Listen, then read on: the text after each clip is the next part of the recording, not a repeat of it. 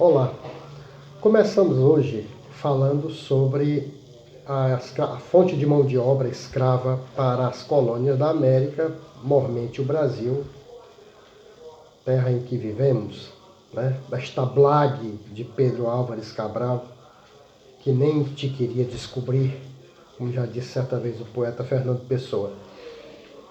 A primeira coisa básica, né, a coisa fundamental a entender originalmente é que a escravidão já era comum na África.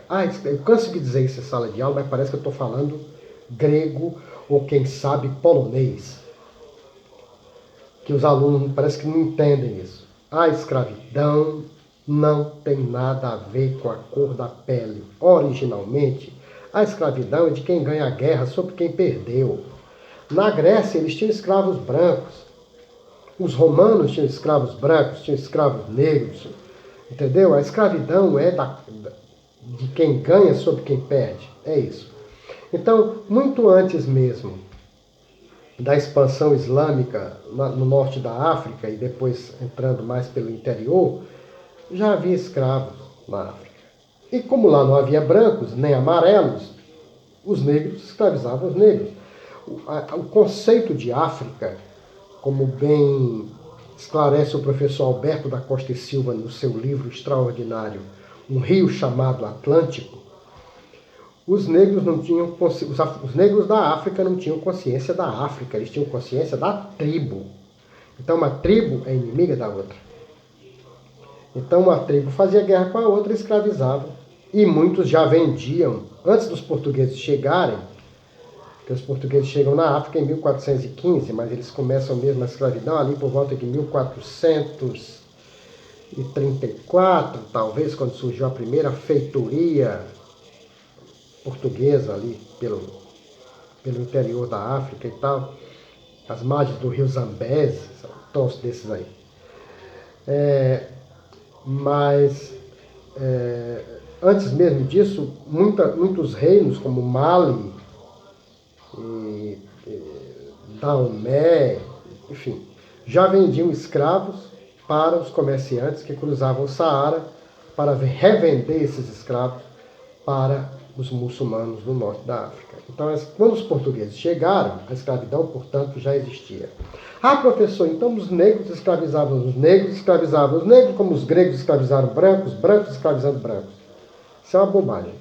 A escravidão não tem nada a ver nesse sentido com a cor da pele. Nós aqui na América, especialmente no Brasil, só conhecemos a escravidão do negro e do índio.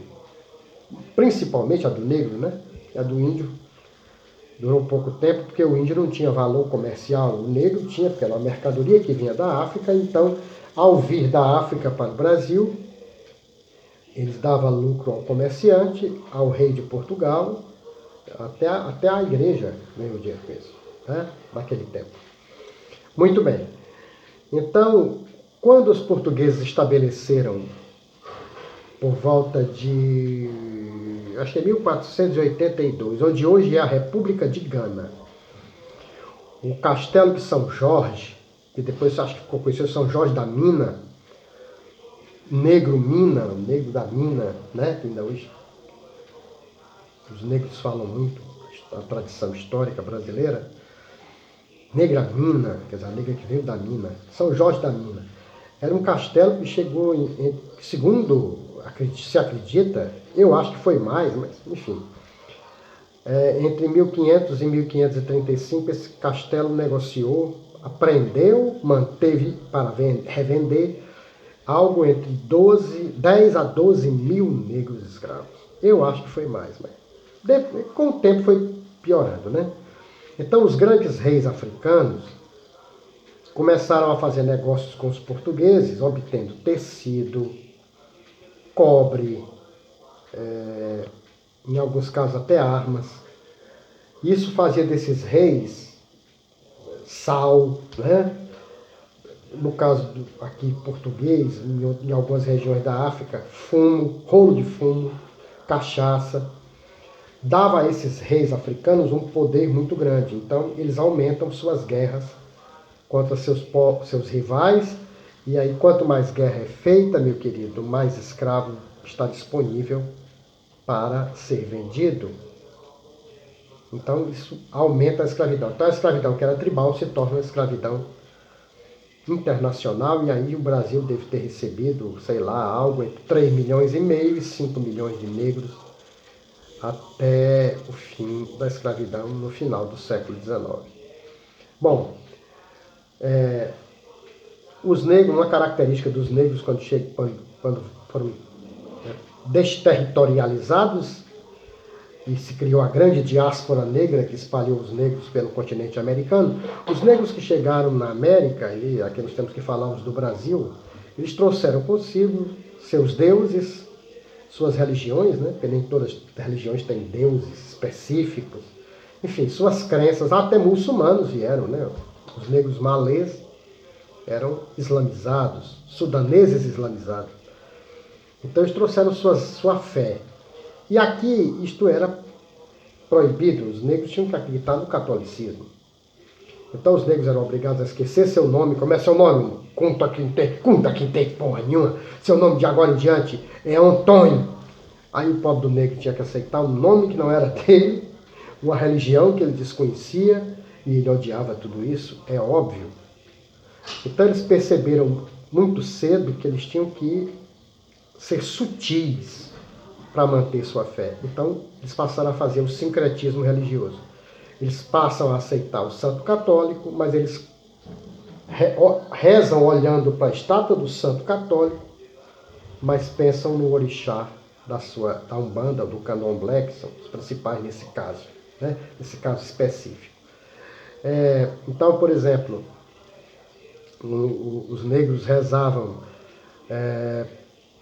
para Inhansã, olhando para a estátua de Santa Bárbara, né? Rezavam diante da estátua de São João, ou, segundo alguns, de São Jerônimo, mas eles estavam rezando para Xangô. Isso é um sincretismo, né? O cara reza para Oxalá, mas diante do Cristo crucificado.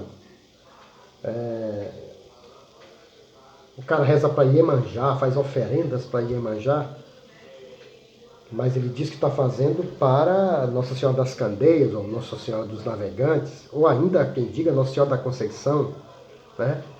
Na Bahia é muito forte isso.